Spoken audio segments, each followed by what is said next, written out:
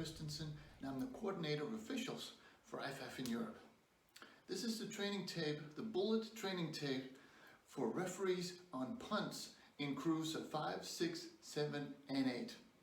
Now keep in mind this is a baseline, so it's up to you to add your own flavor, to add bullets to the list, so to speak. And with that said, I hope you enjoy it, and I hope you find it useful.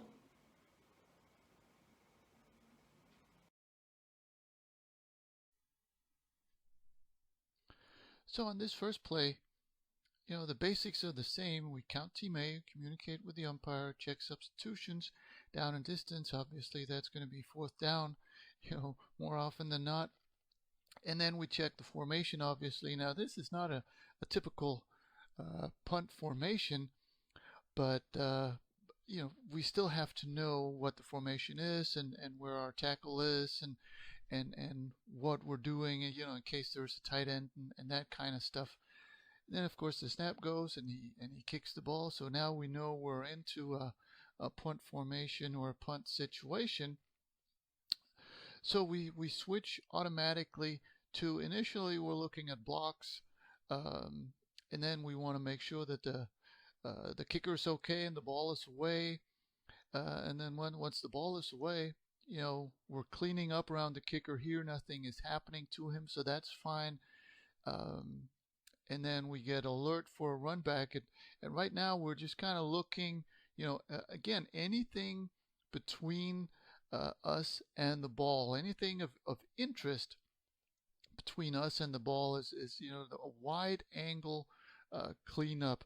And here we don't have a run back, so as soon as the ball dies, stop the clock, which is what the referee does there. Well done. A dead ball coverage, we're still covering the same area. Now it's just called dead ball coverage instead of cleanup. And then obviously the result of the play is important, so that we have to be able to show that it's actually that the receiving team is actually going to come on and play offense now. And then once we get down there, make sure that the crew is ready before we can signal ready for play for the next down.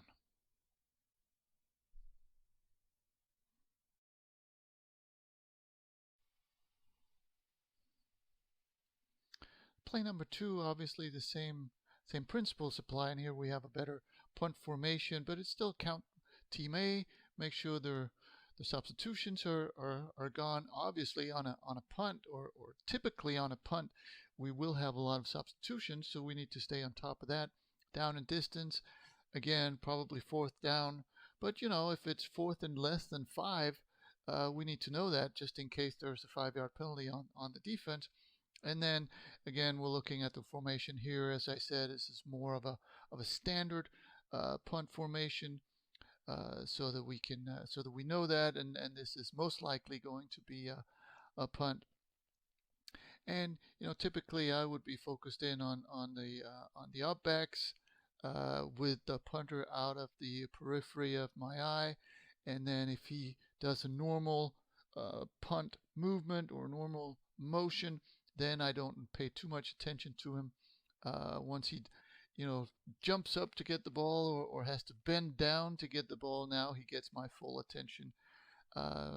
And here the snap goes. We're looking at blocks in front of the punter. And as soon as he kicks the ball and the ball is away, there's no threat to him. We can clean him up and be done with him. And then as soon as the return starts, which it doesn't here, but if we had a return, then we would start looking at that. But again, here we're looking at anybody between us and the ball. So pretty much a large part of the field. Since we're on the field, we're looking inside out, but we're looking at any place, anywhere where opposing players are close to each other. And as soon as the ball dies, we go from cleanup to dead ball officiating, again with the wide area or wide angle, making sure that we know the result of the play, that the receiving team is actually going to get the ball, and then we need to make sure that the crew is ready for the next play before we can move on with the ready for play.